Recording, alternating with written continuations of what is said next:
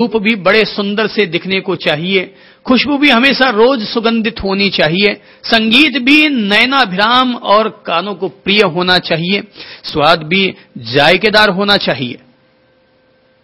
यानी कि कुदरत ने अपन लोगों को 5 इंद्रियां दी हैं। प्रतीकात्मक रूप से कहानी बताती है कि एक एक जीव जंतु को एक एक इंद्रियां प्रमुख तौर पर मिलती है और वो अपनी अपनी एक खास इंद्रिय की कमजोरी के कारण मारा जाता है। जैसे कि पतंगा आंखों के कारण मारा जाता है, वो दीपक की लौ के प्रति ऐसा आकर्षित होता है कि उसी में जाकर के मरता है। हिरण कानों के कारण मारा जाता है। हिरण संगीत का बड़ा शौकीन होता है और संगीत की स्वर लहरी आने पर हिरण आकर्षित हो जाता है। इसीलिए कहते हैं कि जब भगवान कृष्ण मुरलिया बजाते थे तो जंगल भर की गौएं और हिरण उनके प्रति आकर्षित होकर के चले आया करते थे, गोपियां तक चली आया करती थी, पूरा वृंदावन उनके शरण में आ जाया करता था। भौरा नाक के कारण कमल की पंखुड़ियों में बंद होता है, कमल की पंखुड़ियों पर भौरा जाकर के बैठता है और उसकी खुशबू लेता है, स्वाद चखता है और आखिर सांझ पड़ती है, कमल की पंखुड़ियां बंद हो जाती हैं और भौरा अंदर ही जी घुट घुट करके मर जाया करता है। ये खुशबू एक नाक के कारण भौरा मरता है। कहानी बताती है प्रतीकात्मक रूप में कि मछली जिह्वा के कारण मारी जाती है। कांटा आता है तालाब में, कांटे में होता है आटा, वो आती है मछली आटा पकड़ने के लिए, पर जैसे ही आटे में मुंह मारती है कि कांटा उसके मुंह को भेद लिया करता है, उसे पकड़ लिया करता है। और कहते हैं दुनिया का बहुत शक्तिशाली जानवर कहलाता है वो है हाथी।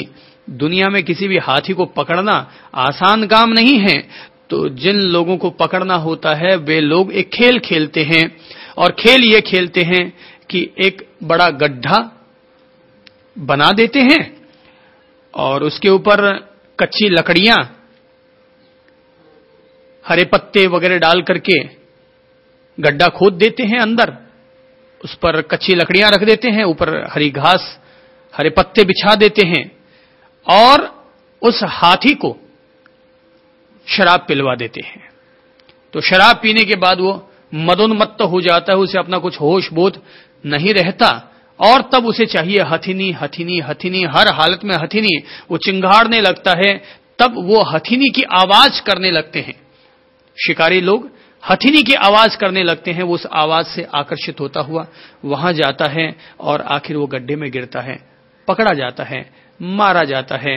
अर्थात स्पर्शेंद्रिय शरीर का सुख प्राप्त करने के लिए हाथी ये सब काम करता है। प्रतीकात्मक रूप से आने वाली ये नीतिगत कहानी अपन लोगों को बताती है कि एक एक इंद्रिय के कारण एक एक जीव की हत्या या वध हो जाया करता है। तो कहते हैं सोचो कि अपन लोगों के पास तो 5-5 इंद्रियां हैं और पांचों ही इंद्रियों का अपन सभी लोग उन्मुक्त रूप से उपभोग कर रहे हैं। सोचो, अरे ओ जीव, तुम्हारा आखिर क्या हश्र होगा। हे जीवड़ा, तो सोच कि तुम्हारा क्या हश्र होगा। तो ये अपनी ओर से उठाई जाने वाली नचिकेता की तरफ से बात कि इंद्रियों का उपभोग करने वाले व्यक्ति का तेज नष्ट हो जाया करता है, तेज नष्ट हो जाता है। तो ये जो तेज है जो इंसान का दूसरे इंसान पर प्रभाव डालता है, वो तेज इंसान का खत्म हो जाया करता है। ये अपने अपने पुण्य समाप्त हो जाया करते हैं जो लोग इंद्रियों का उन्मुक्त रूप से उपभोग किया करते हैं। मैंने हालांकि देखा है ऐसे ऐशो आराम से जिंदगी जीने वाले लोगों को भी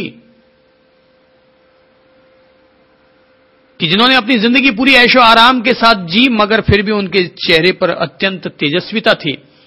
तो निश्चित तौर पर हो सकता है कि ऐसे किसी भी इंसान का तेज तो चेहरे के रूप में रह सकता है, लालिमा के रूप में रह सकता है, गाल फूले हुए हो सकते हैं, गौर वर्ण के हो सकते हैं, लेकिन उसका प्रभाव कमजोर हो जाता है। दुनिया में इसीलिए संत महात्मा लोग पूजे जाते हैं, क्योंकि उनके पास उनका तेज सुरक्षित रहता है, क्योंकि वो इंद्रिय संयम पथ के अनुयायी होते हैं, इंद्रिय संयम पथ के अनुगामी हुआ करते हैं। नचिकेता को बोध हो गया है पहले से ही कि ये क्षण भंगुर भोग मनुष्य की संपूर्ण इंद्रियों के तेज को नष्ट कर देते हैं। वे कहते हैं नचिकेता जी कि यह सारा जीवन भी अल्प ही है।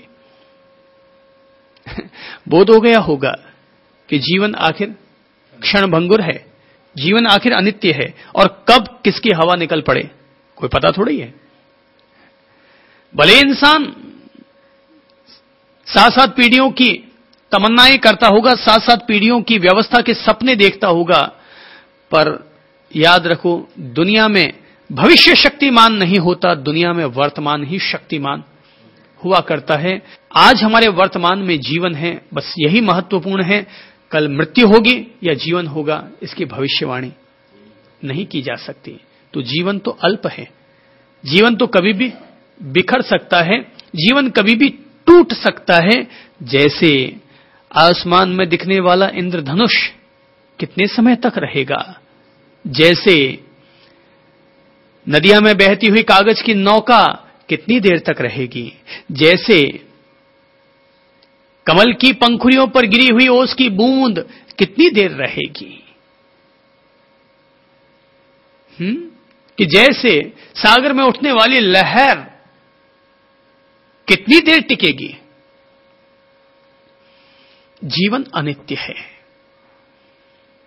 जीवन और जीवन के साथ जुड़ा हुआ हमारा यह शरीर आखिर मरण धर्म है, परिवर्तन धर्म है। शरीर के धर्म ही इतना ही है भाई। यह अन्न धर्म है, यह रोग धर्म है, यह भोग धर्म है, यह मरण धर्म है। इस शरीर के यही तो धर्म है कि रोज खाते हैं और रोज सुबह निकाल देते हैं, कुछ और करते हैं। ये शरीर ही अन्न धर्म है। अगर 2 दिन खाना मत खाओ, तीसरे दिन टाइफाइड हो जाएगी।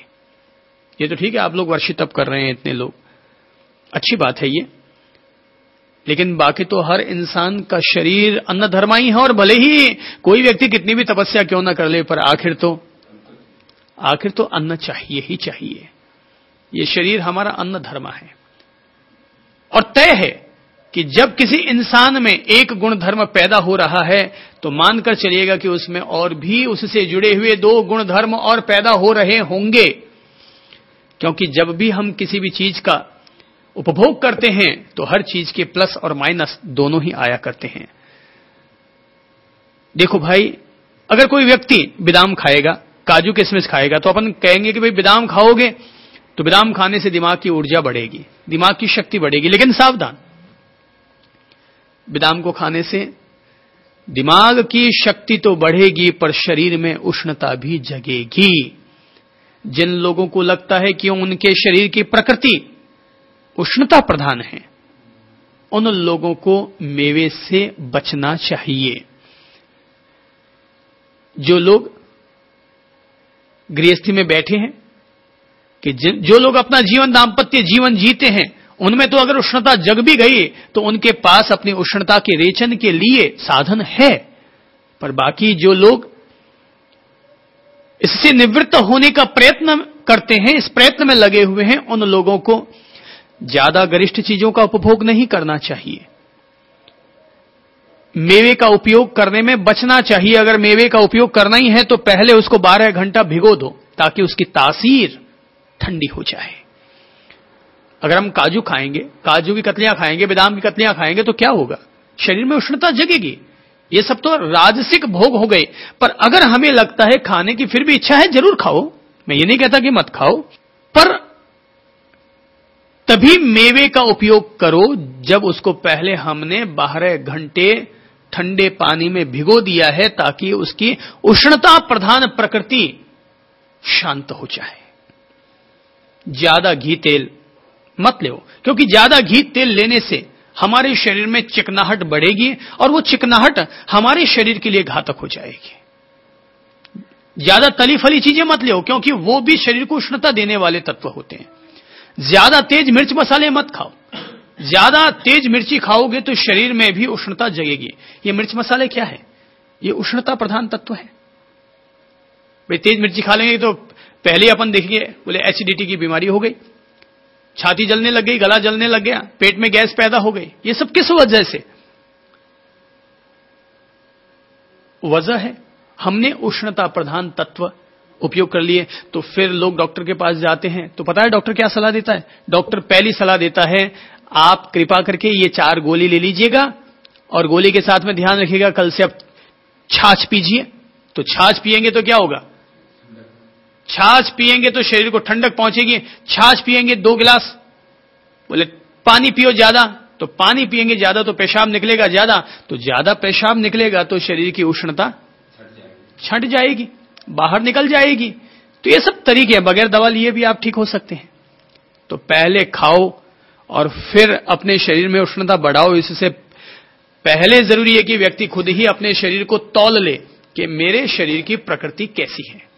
तो जैसी प्रकृति हो, कुछ लोगों की प्रकृति बहुत शांत और शीतल होती है, वो भले ही बादाम ठोको ना, कहां तकलीफ है।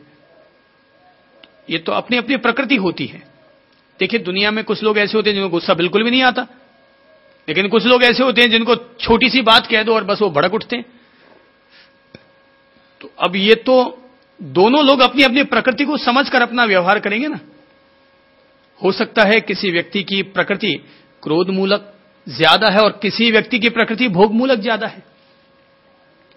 प्रकृति में कोई ना कोई दोष तो होता ही है। अपन सब लोगों के, जो अपन मनुष्य रूप में पैदा होकर आते हैं ना, अपन सभी लोगों में कोई ना कोई दोष तो होता ही होता है। तो हर व्यक्ति अपनी अपनी प्रकृति को समझ ले। नचिकेता कहते हैं जीवन अल्प है, मरमरा के सबको यही पूरा होना है। समझदार लोग धन का अर्जन भी करते हैं, धन का उपयोग भी करते हैं, धन का विसर्जन भी करते हैं, लेकिन केवल संसार के रस रंग में फंसे उलझे हुए लोग जवानी से धन कमाना शुरू करते हैं और जब तक मरते नहीं है तब तक धन कमाते ही रहते हैं। हां, अगर कोई आदमी गरीब है और वो धन कमाए तो मैं कहूंगा उसको 90 साल की उम्र तक भी धन कमाना चाहिए। पर आज अगर आपके घर के बाहर 4-4 कारें खड़ी हैं, फर्स्ट क्लास बंगला है, आप अपना पैसा ब्याज में लगा रहे हैं, फैक्ट्रियों में चल रहा है आपका धंधा, तो मेरी समझ से अब बुजुर्ग लोगों को धंधे में नहीं जाना चाहिए। अगर अब भी